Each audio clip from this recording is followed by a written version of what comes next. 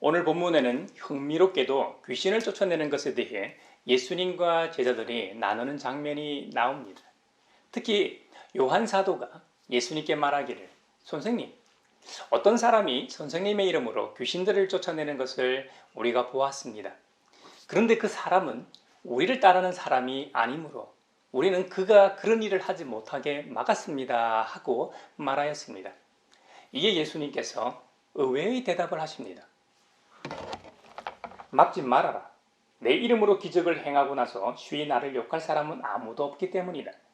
우리를 반대하지 않는 사람은 우리를 지지하는 사람이다. 내가 진정으로 너희에게 말한다. 너희가 그리스도의 사람이라고 해서 너희에게 물 한 잔이라도 주는 사람은 절대로 자기가 받을 상을 잃지 않을 것이다. 하고 말씀하셨습니다. 예수님과 제자 요한이 나눈 이 이야기 배경은 이렇습니다. 예수님 당시 대부분의 사람들이 악령을 믿고 있었습니다.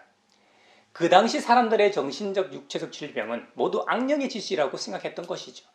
이 악령을 쫓아내는 방법은 그 악령보다 더 센 영의 이름으로 그 악령을 쫓아내는 방법이었습니다. 예수님께서 제자들을 둘씩 짝지어 보내실 때 귀신을 제어하고 쫓아낼 수 있는 능력을 함께 주셔서 파송하셨던 것도 이런 이유에서일 겁니다.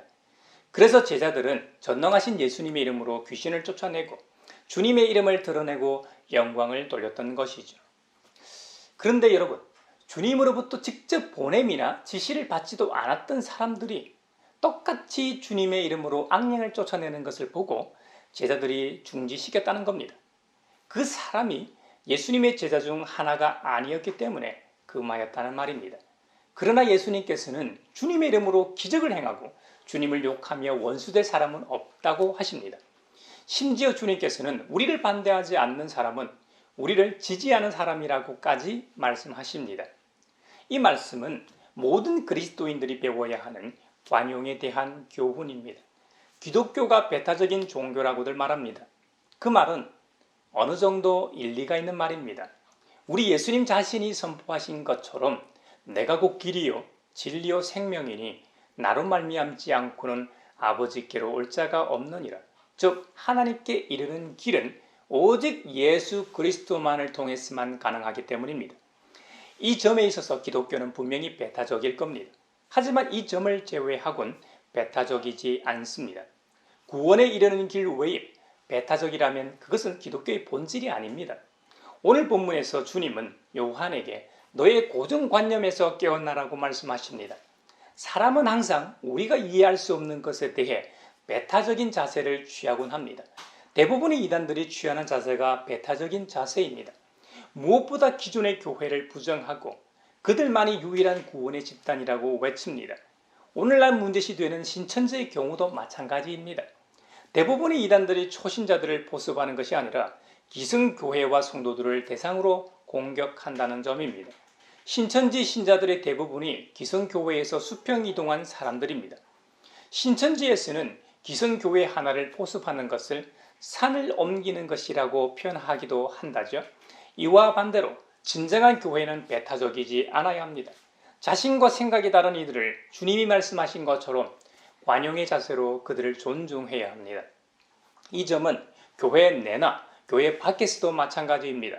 아무리 뛰어난 신학자라고 해도 모든 진리를 다 알 수는 없는 법입니다.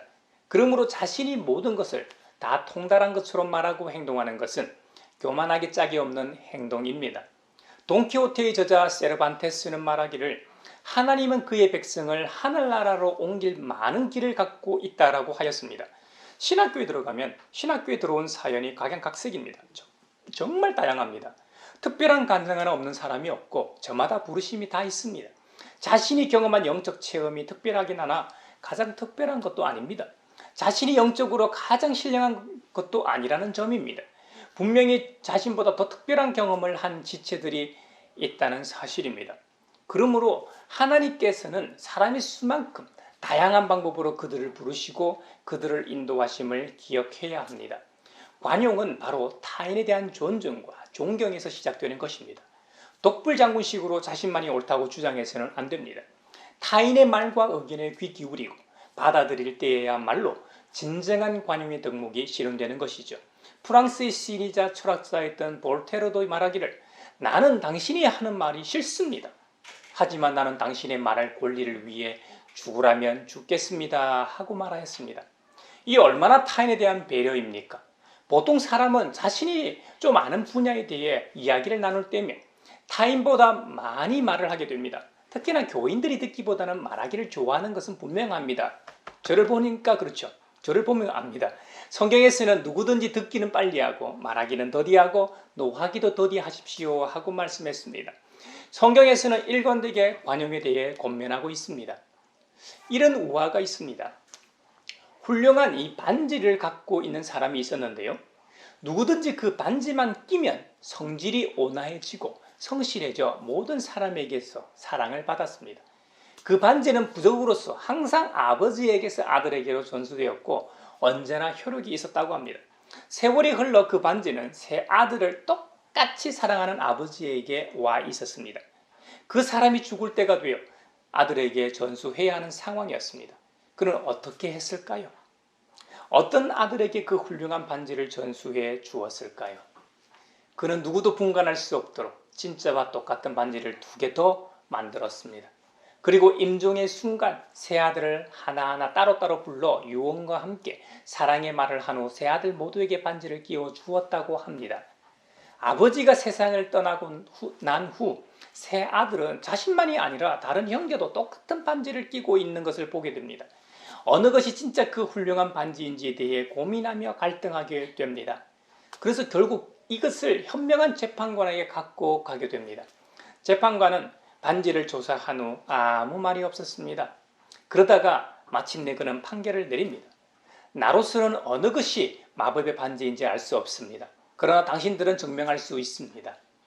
그러자 세 아들은 우리가 할 수 있다고요? 하고 반문합니다. 그러자 재판관은 그렇습니다. 왜냐하면 진짜 반지가 그것을 낀 사람의 성격을 온화하게 만들 수 있는 것이 사실이라면 그 사람의 선량한 생활에 의하여 자신뿐만 아니라 이 사회에 있는 다른 모든 사람도 진짜 반지를 낀 주인공을 분별할 수 있을 것이기 때문입니다. 그러므로 각각 자신의 방법으로 하십시오. 모든 행동에 친절하십시오. 그리고 성실하고 용감하고 정직하십시오. 그렇게 된다면 그 사람이 진짜 반지의 소유자가 될 것입니다. 라고 판결을 내렸다는 겁니다. 재판관은 사건을 생활로 증명하도록 판결을 했던 것이죠. 그렇다면 그리스도인인 우리는 어떠해야 하겠습니까? 이와 마찬가지로 어떤 사람을 선량하게 만드는 신앙을 비난할 수 없습니다. 우리의 신앙이 진짜라면, 우리가 믿는 하나님이 진짜 하나님이시라면, 우리의 교회가 진짜라면 어떨까요? 우리의 삶으로, 우리의 말과 행동의 복음의 편지로 나타나야만 하지 않겠는지요? 우리가 이런 일을 기억한다면 지금보다는 비관용적인 것이 줄어들 겁니다. 그렇다면 이 사회도 비관용적인 일들이 줄어 서로 관용하는 일들이 많은 사회가 될 것입니다. 그 일에 그리스도인인 저와 여러분이 있기를 바랍니다. 관용에 대한 이야기에 이어 예수님께서 죄의 유혹에 대해 말씀하십니다. 우리는 이 손과 발, 눈처럼 하나님이 주신 선한 것임에도 불구하고 그것들이 우리를 잘못된 길로 인도한다면 그것마저도 뿌리칠 준비가 되어 있어야 한다는 교훈입니다. 이것은 진짜 우리의 사지를 잘라라는 의미보다는 우리의 인격에서 소중한 부분, 즉 온전한 인간성의 여러 양상을 의미합니다. 그런데 그런 부분이 때로 사람을 넘어뜨려 예수님을 따르는 사람을 망하게 할 수 있습니다. 그럴 때 조심하라는 경고일 겁니다. 당뇨 합병증으로 실명하거나 손이나 발, 심한 경우에는 팔다리를 절단해야 하는 사람도 봤습니다. 이것처럼 육체적 문제에서 생명을 보존하기 위해 수족 또는 몸의 일부를 끊어야 하는 때가 있지 않습니까? 어떤 상황에서는 생명을 보존하기 위한 유일한 방법이 사지절단 또는 몸의 일부를 제거해야만 하는 경우가 있습니다. 유대 랍비들도 몸의 일부분이 죄를 범하는 일이 있다는 것을 비유하곤 했습니다. 눈과 심정은 죄의 중개인이다. 눈은 음란하기 때문에 그 눈을 따라가는 자는 화가 있을 것이다. 인간에게는 본능이 있지요. 인간의 신체적 어느 부분은 죄를 범할 때가 있습니다. 주님의 직계 제자인 사도들을 포함하여 우리 모두가 한순간 죄를 범할 수 있음을 기억해야 합니다. 제자의 길은 힘들며 희생을 요구한다는 사실 또한 명심해야 합니다. 오늘날 적지 않은 사람이 예수님을 따르는 목적이 개인의 만족과 충족일 수 있습니다. 개인의 영성이라는 것 역시 우리의 필요를 채워줄 영성인지도 모릅니다. 우리 주님은 나를 따르려거든 뭐라고 말씀하셨습니까? 자기를 부인하고 자기 십자가를 지고 주님을 따르라고 하시지 않았습니까? 그만큼 제자의 길이란 만만치 않는 길이라는 겁니다. 주님을 따르는 제자들이 길에서 자리다툼할 만큼 멋지고 쉬운 길이 아니라는 것이죠. 마가복음 9장에서 손과 발, 눈이 잘못된 길로 인도할 때 그 유혹에 빠지는 이들은 지옥이라는 곳으로 간다는 겁니다. 본문에서는 지옥과 생명을 대조하며 말씀하시는데요. 생명으로 표현되는 하나님 나라의 반대의 이 지옥은 성경에서 게헨나라는 단어가 사용되었습니다. 이 말은 지옥을 의미하는 영어의 헬에 해당하는 히브리의 원어 게힌놈을 헬라어로 번역한 말입니다. 게힌놈. 그 뜻은 흰놈의 아들 골짜기라는 말인데요. 즉 애국의 골짜기라는 말입니다. 성경에서 여호수아 15장 8절에 처음으로 등장합니다. 옛날 예루살렘 성 남서쪽을 지나가는 협곡 이름으로 사악한 역사를 갖고 있습니다. 아하스 왕 이후 아이들을 몰록에게 바치기 위해 불의 제사를 행했는데요. 그 불 속 제물로 선택된 어린아이를 희생제물로 던져 넣어 제사를 드렸던 곳입니다. 요시야 왕이 이르러 개혁을 단행할 때 흰놈의 골짜기는 더럽혀진 장소라고 선언하였습니다. 그 결과 이후로는 예루살렘 성민의 쓰레기를 버리는 장소로 사용되었던 곳입니다. 그래서 이곳은 더러운 곳이 되었고 폐물 가운데 구역질 나는 구더기가 득실거리게 되었던 것이죠. 소각하는 화로와 같이 언제나 연기를 피우고 있었습니다. 이 흰놈의 골짜기에 대한 실제 묘사는 이사야 끝장 끝절인 66장 24절에서 주님을 거역한 자들이 시체가 있는 곳이고 그 시체들 구더기가 먹고 그들을 삼키는 불도 꺼지지 않는 불이라고 기록하고 있습니다. 모든 사람이 그들을 보고 소름이 끼칠 것이라고 기록하고 있습니다. 죄의 유혹을 이기지 못하고 넘어가는 자들은 지옥의 모형인 게헨나에서 죽지도 못하고 영원히 고통과 저주 속에 살아가게 된다는 겁니다. 그러므로 차라리 범죄한 신체 일부분을 잘라버리고 온전하지 못한 몸이지만 영원한 생명이 있는 하나님 나라에 들어가는 것이 훨씬 낫다고 경고하고 계신 것이죠. 지옥에서는 지옥에 간 죄인도 죽지 않고 그 죄인을 괴롭히는 구더기들도 죽지 않고 불도 꺼지지 않는다는 겁니다. 그래서 그곳에 있는 모든 사람이 다 소금에 절이듯 불에 절여질 거라는 겁니다. 우리가 김장철이 되면 배추를 소금에 절이지 않습니까? 그러면 배추는 숨이 죽고 자신의 모습을 잃어버리게 되죠. 소금 대신 불로 절인다 생각해 보십시오. 끔찍하지 않습니까? 성경에서 소금과 불은 좋은 의미로 사용되었습니다. 불은 대표적으로 성령을 상징하고 소금은 맛과 부패를 방지하는 역할을 하지 않습니까? 구약 시대에는 하나님께 바치는 모든 제물에는 소금을 쳐야만 했습니다. 제물에 치는 소금은 언약의 소금이었던 것이죠. 소금을 친다는 것은 정결하게 되었다는 의미로 하나님이 그 제물을 용납하시게 된다는 말입니다. 또 불에 의하여 비금속과 순수한 금속이 분리되지 않습니까? 그런 까닭에 인생을 깨끗하게 하는 존재가 바로 불이라는 도구입니다. 그래서 베드로 전서에서 보면 하나님께서는 우리의 믿음을 단련하시기 위해 때로는 불로 단련하신다고 기록하고 있습니다. 그 불의 시험, 즉 믿음의 단련은 예수 그리스도께서 재림주로 다시 나타나실 때에 우리 믿는 자에게 칭찬과 영광과 존귀를 얻게 한다는 겁니다. 죄의 유혹 경고의 결과 이 마지막 절에 나옵니다. 소금은 먼저는 맛을 내는 것이고 다음으로는 부패를 방지하는 촉매제가 됩니다. 그런데 소금이 짠맛을 잃고 부패하고 있는 생선과 음식에 아무런 영향을 발휘하지 못한다면 무엇으로 그 맛을 짜게 하고 무엇으로 부패를 방지하겠습니까? 그러므로 주님은 우리에게 말씀하시기를 그리스도인들은 우리 일상생활 가운데 소금을 쳐두어 서로 화목하게 지내라고 명하십니다. 결국 소금의 맛이라는 것은 서로 화목을 위한 도구라는 것이죠. 적어도 이 본문에서는 말입니다. 소금은 흰 순백의 결정체 아닙니까? 이것은 예수를 믿는 그리스도인이 먼저 청결해야 함을 의미합니다. 우리가 주님의 말씀으로 깨끗하고 순결해야 한다는 겁니다. 그래야 온갖 죄악으로 더럽혀져 있는 세상을 향하여 소금 본연의 맛을 낼 수 있고 부패한 사회를 정화할 수 있다는 의미일 겁니다. 이 사회에는 이기심, 자집착, 분노, 질투로 가득 차 있습니다. 그리고 초조하고 우울하기까지 합니다. 이런 처지에 있는 이웃들과 화목하게 지내라고 명하십니다. 그들과 화목하게 지내려면 소금의 짠맛을 잃으면 안 됩니다. 우리는 소금처럼 그리스도인답게 말하고 행동해야 합니다. 에스더서에 보면 요즘 사회처럼 훨씬 더 초조하고 우울한 분위기였습니다. 에스더서에는 황후 에스더와 아하수에로 황제의 이야기가 나옵니다. 아하수에로는 역사적으로 크세르크세스 1세를 가리킵니다.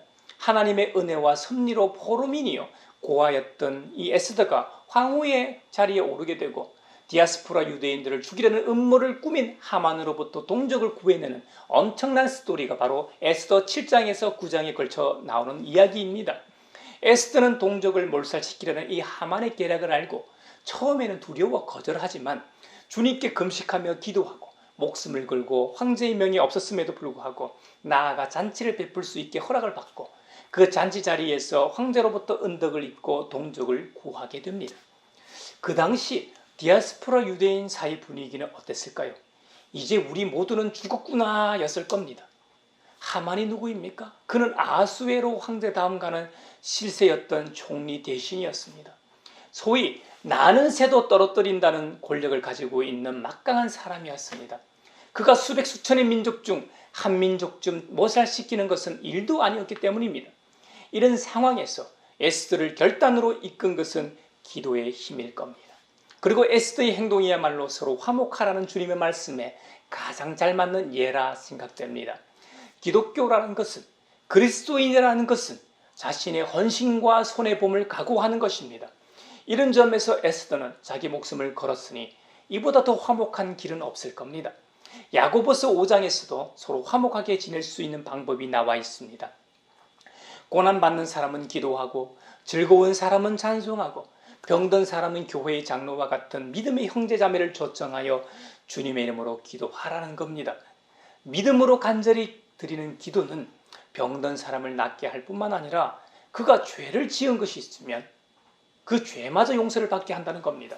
그러므로 서로 죄를 고백하고 서로를 위하여 기도하는 길이 서로 화목하게 하는 방법이라는 것이죠. 이 기도라는 것이 얼마나 대단하고 효력이 있는지 한 예를 듭니다.